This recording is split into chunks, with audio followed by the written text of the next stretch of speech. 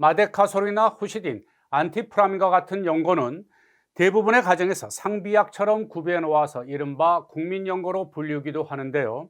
아기를 키우는 가정에서는 비판텐 크림도 그런 연고가 아닐까 싶습니다.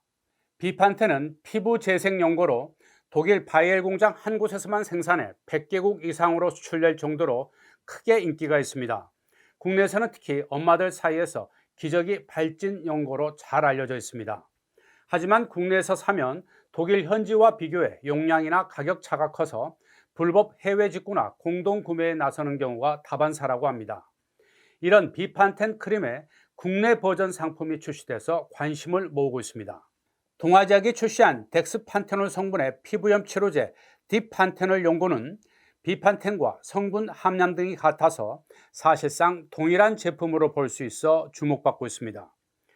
기존 비판텐 크림의 경우 워낙 아기를 키우는 엄마들의 인기가 높은 제품이다 보니 불법 해외 직구는 물론이고 직구를 통해서 국내에 반입된 뒤 블로그나 개인 SNS에서 웃돈을 얹어서 되파는 사례까지 등장하고 있습니다.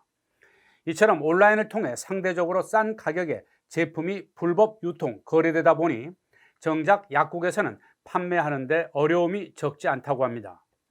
이런 상황에서 국내 제약사에서 사실상 동일한 성분의 기존 비판텐 크림의 단점을 보완한 제품이 출시되다 보니 약사들도 반기는 분위기라고 동아제약 측은 말합니다. 이번에 출시된 딥판테놀의 가장 큰 특징은 그동안 비판텐의 단점 중 하나인 윤활제로 사용되던 파라핀 오일을 사용하지 않아서 끈적임을 없앴다는 것입니다.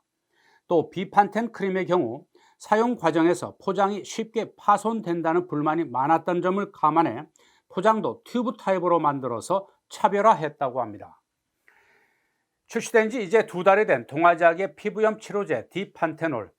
개인 블로그를 운영 중인 일부 약사들과 인플루언서들은 기존의 비판텐과 성능을 비교하면서 홍보에도 앞장서고 있다고 하는데요. 지주회사는 자회사, 종속회사의 실적에 영향을 받을 수밖에 없는데요.